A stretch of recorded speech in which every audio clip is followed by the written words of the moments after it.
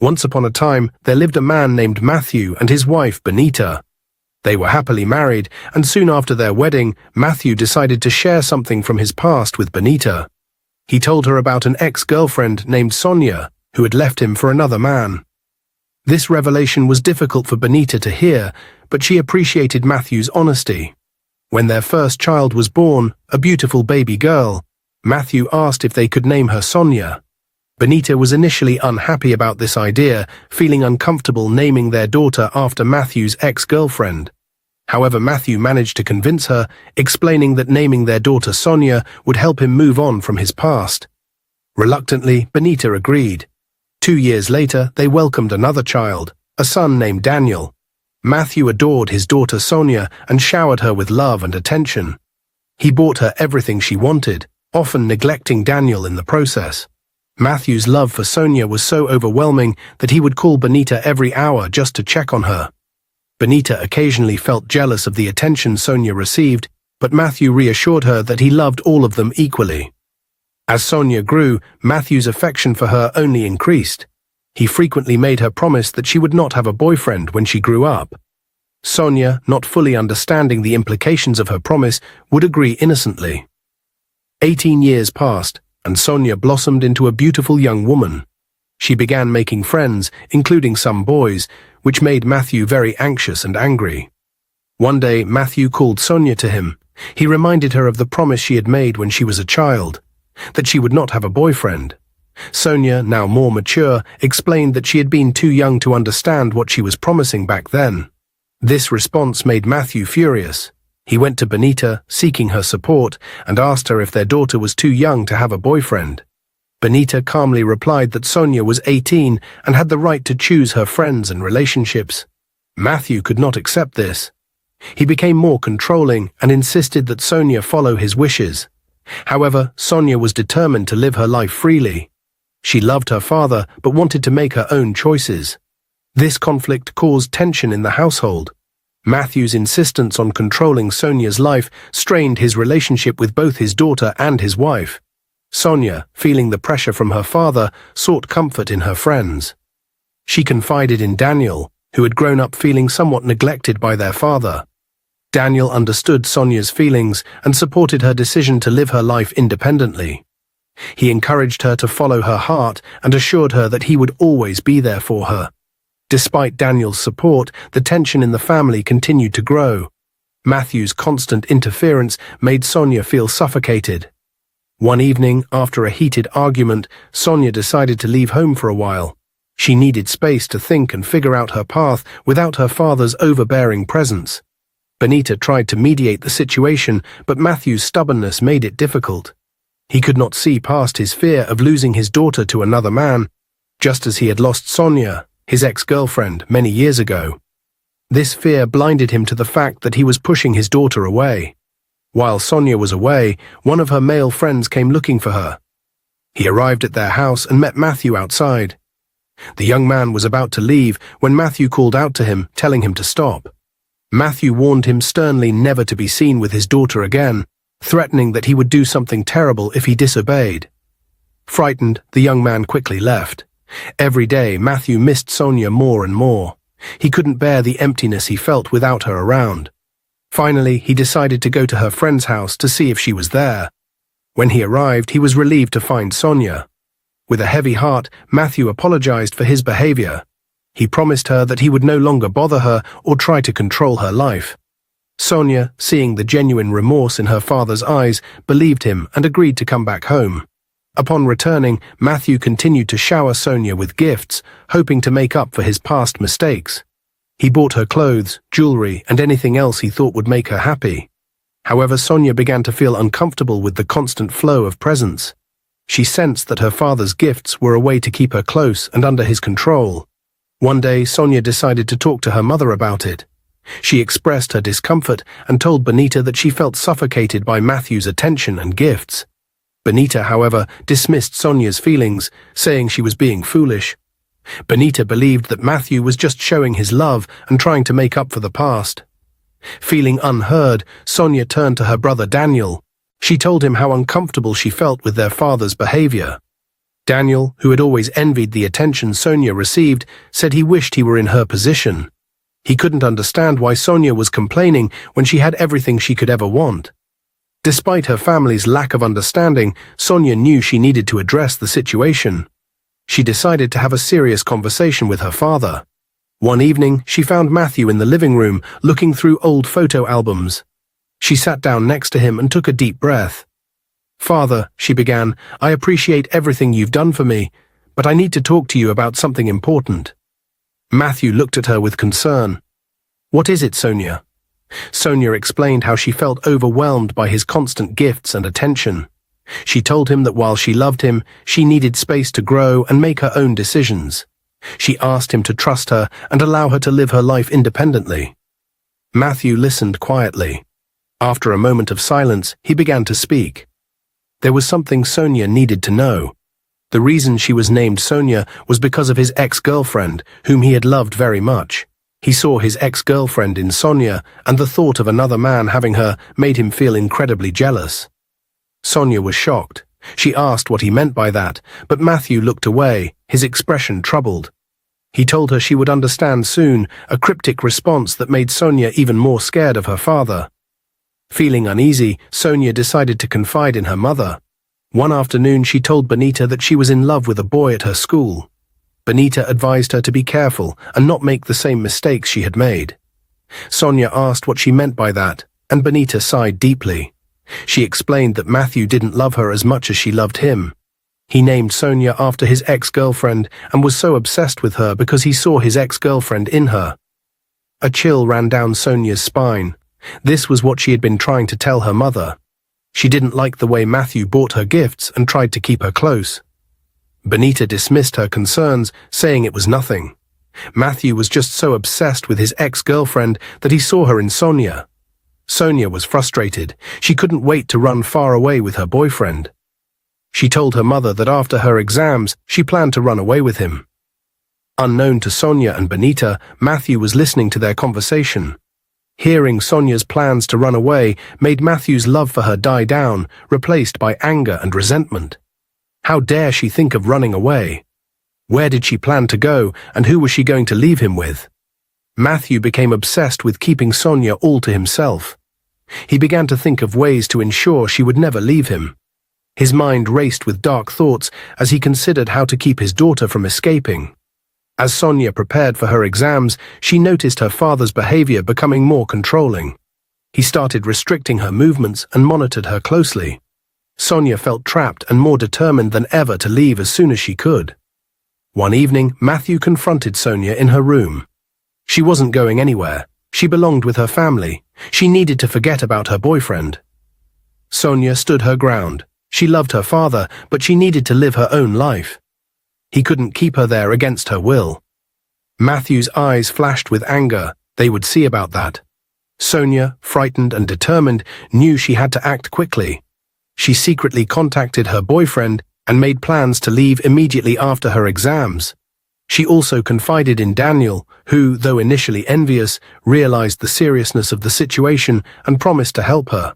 After her exams, Sonia came home to pack her things, thinking nobody was around. Unknown to her, Matthew was in the house. When he saw her packing her things, he grabbed her and locked her up in a secret soundproof room where nobody had access except him. Sonia realized that her worst fears had come true. She was trapped, with no way to escape and no one to hear her cries for help. Matthew then packed all of Sonia's belongings, including her phone, and burned them. He wanted to erase any evidence of her presence or her plans to leave. When Benita came home from work, she asked Matthew if he had seen Sonia because she knew Sonia was finishing her exams today and was supposed to be home by now. Benita said she had called Sonia's phone, but it was not connecting. Matthew, maintaining his calm facade, told Benita that he hadn't seen Sonia since she left for school in the morning. To divert suspicion, he started shouting, accusing Benita of spoiling their daughter. He claimed that Sonia might have run away because she had done it before. Matthew's loud accusations were meant to confuse Benita and make her believe that Sonia had indeed run away. Benita was worried and upset. She couldn't understand why Sonia would leave without saying anything. She began to question herself, wondering if she had missed any signs of her daughter's unhappiness. Matthew, seeing her distress, continued to fuel her doubts by bringing up past incidents when Sonia had been rebellious. Benita tried calling Sonia's friends, hoping someone had seen or heard from her, but nobody had any information. The more she searched for answers, the more anxious she became. Matthew watched her with a mixture of satisfaction and unease. He was relieved that his plan was working. As days turned into weeks, Benita's worry intensified. She reported Sonia missing to the police, but there were no leads.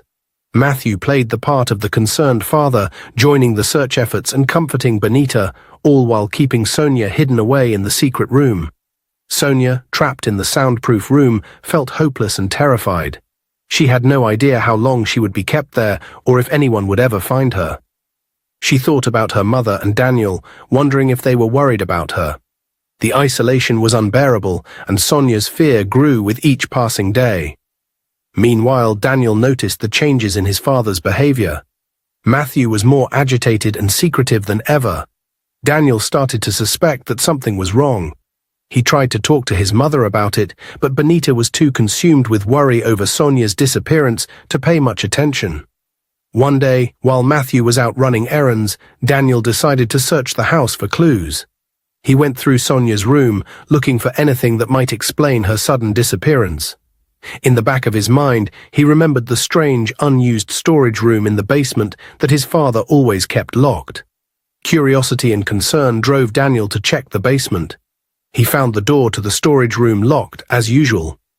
Determined to find out what was inside, he searched the house for the key. After a thorough search, he finally found it hidden in Matthew's room. Just as he was trying to open the door, Matthew came in and took the key from him, warning him never to go near the door again. Days later, Daniel told his mother about the secret room in the basement. He shared his suspicions about his father, but Benita, blinded by love and trust, accused Daniel of lying about Matthew. She couldn't believe that Matthew could do something so terrible. That night, Daniel couldn't sleep. He lay in bed, thinking about what his father might be hiding. The mystery of the secret room gnawed at him, making him restless. The next day, he told his mother that he was planning to travel to stay with a friend because he was tired of living with them. Benita, still trusting Matthew, dismissed Daniel's concerns. Unknown to them, Matthew overheard their conversation and began to feel scared. He devised a plan to deal with Daniel and ensure his secret remained hidden. 2 days later, Daniel went missing. Benita tried calling his phone, but there was no connection. She asked around, but no one had seen or heard from him. Panic set in, and she reported him missing, just as she had done with Sonia. Matthew pretended to be concerned, but inside he was relieved that Daniel was out of the way. Meanwhile, every morning and night, Matthew would forcefully have his way with Sonia in the secret room. Sonia felt completely powerless and violated, her spirit breaking more each day. Soon she discovered she was pregnant. Desperate for proper medical care, she asked Matthew to take her to the hospital, but he refused. Instead, he bought her books about pregnancy, telling her to read and learn from them. Sonia's pregnancy progressed under terrible conditions. She had no one to confide in and no proper medical attention. She often thought about her mother and Daniel, wondering if they were still looking for her and if they would ever find out the truth. Benita, now dealing with the disappearance of both her children, was beside herself with worry. She clung to Matthew for support, unaware that he was the cause of her misery. The day of Sonia's delivery came. Once again she begged Matthew to take her to the hospital, but he coldly refused. He told her to handle it herself, saying she was a woman and could manage without any support. Sonia, scared and in pain, had no choice but to give birth alone. She delivered a baby boy, her heart filled with both joy and sorrow. As the days went by, Sonia struggled to care for her newborn in the confined space. Matthew's cruelty continued. Whenever Sonia asked him for anything, he would always demand something in return. His condition was clear. She had to let him have his way with her if she wanted food, clothes, or any other basic necessities. Sonia, trying to protect herself and her baby, refused his advances. Matthew responded with harsh punishment. He starved her for days, not caring that she had just given birth and needed nourishment to care for her baby. Sonia felt weak and desperate, but she refused to give in to Matthew's demands. She grew thinner and weaker, struggling to produce enough milk for her baby. Matthew's threats and manipulation wore her down, but she clung to the hope that one day she and her child would be free from his control. When Sonia saw that she couldn't produce enough milk for her baby, she felt desperate and helpless. The lack of food and proper care had taken a toll on her body, and her baby needed nourishment. Reluctantly, she gave in to Matthew's demands, hoping to secure food and other necessities for her child. Matthew, satisfied with his control over Sonia, provided her with the food and supplies she needed, but his cruelty didn't stop. Sonia endured the torment for the sake of her baby, but the situation took a heavy toll on her mental and physical health. 2 months after giving birth, Sonia found out she was pregnant again. The news filled her with dread. She was already struggling to care for one baby under such harsh conditions, and the thought of bringing another child into this nightmare was unbearable. She felt trapped and hopeless, not knowing how she could possibly survive another pregnancy and childbirth in such circumstances. Matthew, upon learning about the new pregnancy, was both pleased and more possessive. He saw it as another way to keep Sonia bound to him, ensuring she would never be able to leave. He continued his controlling behavior, making Sonia's life even more difficult. Sonia's health deteriorated further as her pregnancy progressed. She lacked proper medical care and nutrition, and the stress of her situation made everything worse. When the time came for Sonia to deliver her second baby, she pleaded with Matthew once again to take her to the hospital. But he coldly refused, just as he had done before. With no support, Sonia had to give birth alone in the secret room. The labor was long and painful, and she felt weaker than ever. Somehow, she managed to deliver a baby girl, but the experience left her physically and emotionally drained. As Sonia cared for her newborn and her first child, she struggled more than ever. Matthew's demands for her compliance continued, and the cycle of abuse seemed never-ending. Sonia did everything she could to protect her children, even if it meant sacrificing her own well-being. Meanwhile, Benita's worry for Sonia and Daniel grew stronger. She couldn't shake the feeling that something was terribly wrong. Sonia had never been the type to just disappear, and the fact that both of her children were missing made her even more suspicious. Desperate for answers, Benita pressured the police to investigate Matthew more thoroughly. She insisted that her daughter couldn't have run away without a trace, and shared every piece of information she could think of, hoping it would lead them to the truth. At first, the police were reluctant, but Benita's persistence made them take her concerns more seriously. They decided to keep a closer watch on Matthew, who noticed their interest and quickly began to cover his tracks. When the police questioned him, Matthew was calm and convincing. He told them that Sonia had a history of running away and that she had done it before. He even suggested that they investigate Sonia's boyfriend, implying that he might be involved in her disappearance. The police followed Matthew's suggestion and went to Sonia's boyfriend's house. They searched for any evidence that might connect him to Sonia's disappearance, but found nothing suspicious. Without any solid evidence, the police eventually dropped the case, believing that Sonia had indeed run away as Matthew claimed. Benita was heartbroken, but with no help from the authorities and no new leads, she was left with only her unanswered questions and growing despair.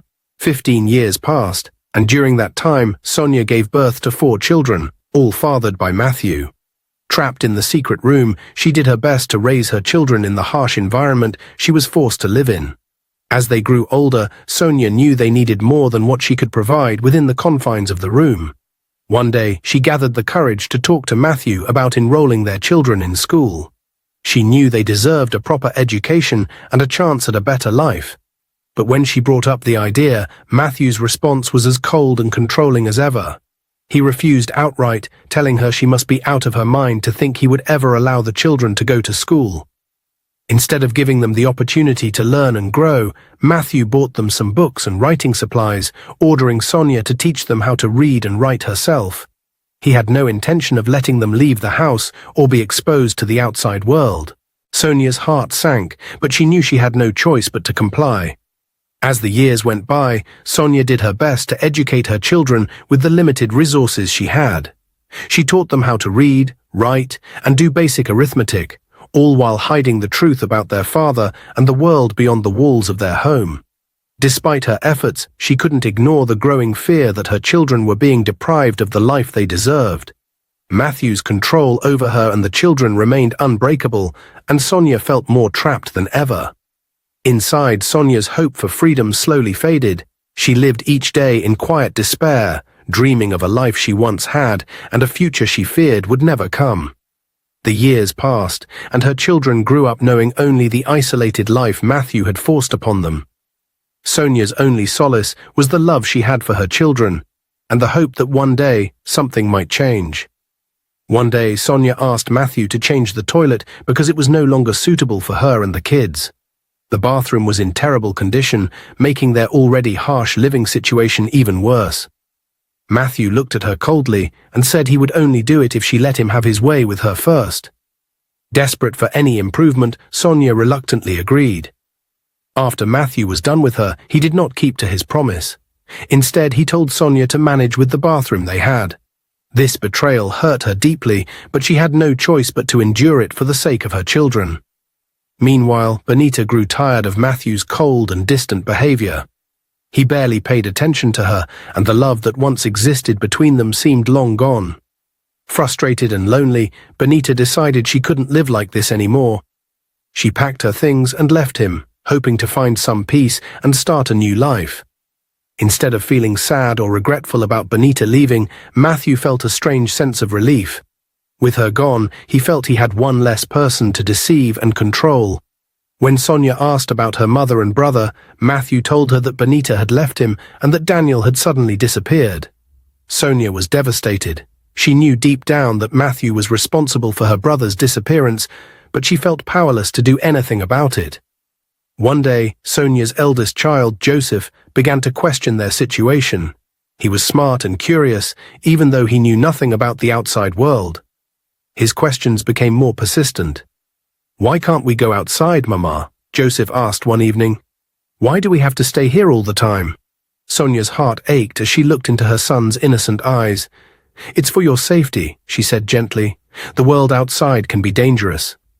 Joseph accepted her answer for a moment, but then asked, "But why is it dangerous for us?" Sonia struggled to find the right words. "We have to stay here because it's safer for us," she said, her voice trembling. Joseph didn't seem satisfied with the answer, but he didn't press further. Instead, he turned his attention to his younger siblings, trying to keep their spirits up with games and stories. Sonia watched him with a heavy heart, knowing she had to find a way to give her children a better life. One day, while Matthew was out shopping, Sonia saw a small chance to escape. She knew it wouldn't be easy, but she felt she had to try. She called her son Joseph over, and they both went to the door, hoping to find a way out. Sonia tried to open it, but it was locked tight. They looked around for something to help, even using a kitchen knife to try and pry it open. Despite their best efforts, the door wouldn't budge. In their struggle, they left scratches on the wall near the door. Realizing they couldn't hide the marks, Sonia felt a deep sense of fear. She knew Matthew would notice and wouldn't believe any excuse she made.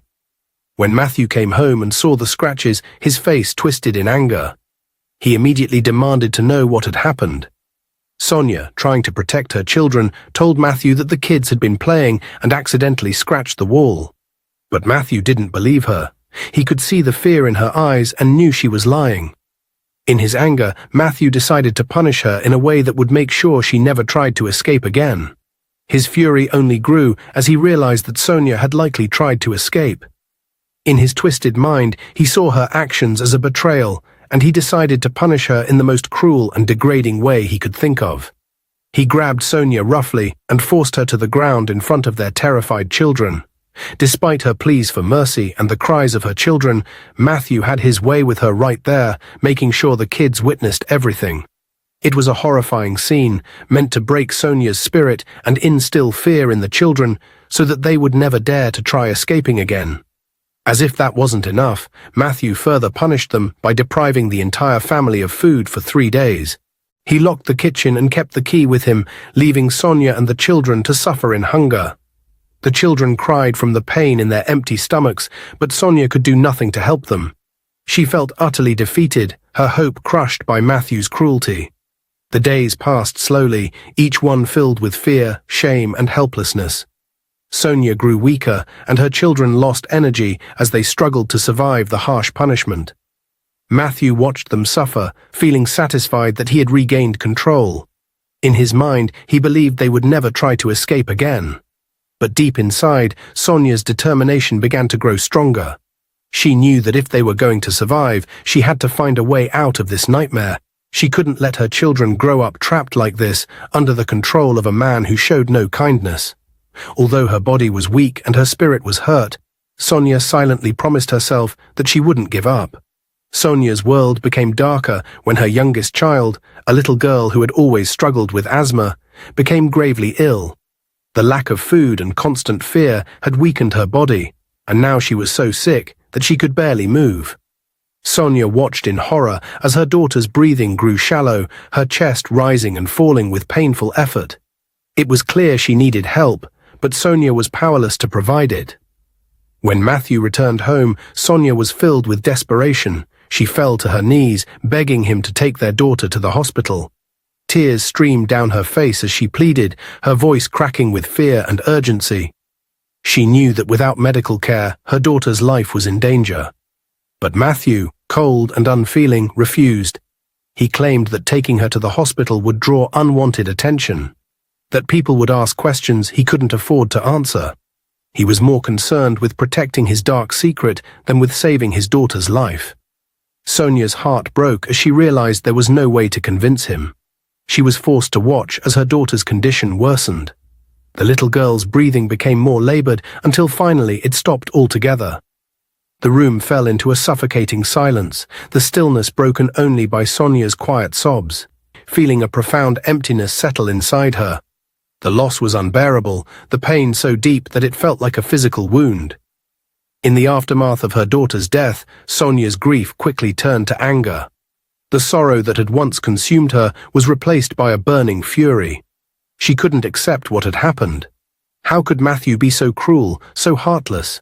She had lost her child because of his cold refusal to act, and the injustice of it all filled her with a rage she had never felt before.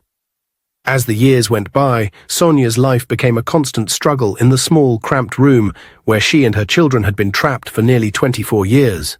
The children, now adults, were too big for the space that had once barely fit them as kids. The walls felt like they were closing in on them, and the air was thick with despair. Sonia, once full of life, was now 42 years old, her body marked by years of neglect and abuse. Her spirit was worn down by the constant control Matthew had over them. One day, Sonia fell seriously ill. Her body, weakened by the years of stress and poor living conditions, couldn't fight off the sickness. She lay in the tiny room, too weak to move, while her children watched in fear. They knew their father wouldn't help. When Matthew finally returned and saw her condition, he refused to take her to the hospital, just as he had refused to help their sick daughter years ago. Instead, he brought back some medicine from the pharmacy. Luckily, Sonia slowly started to recover, but her hatred for Matthew only grew stronger. She could no longer just sit and accept their fate.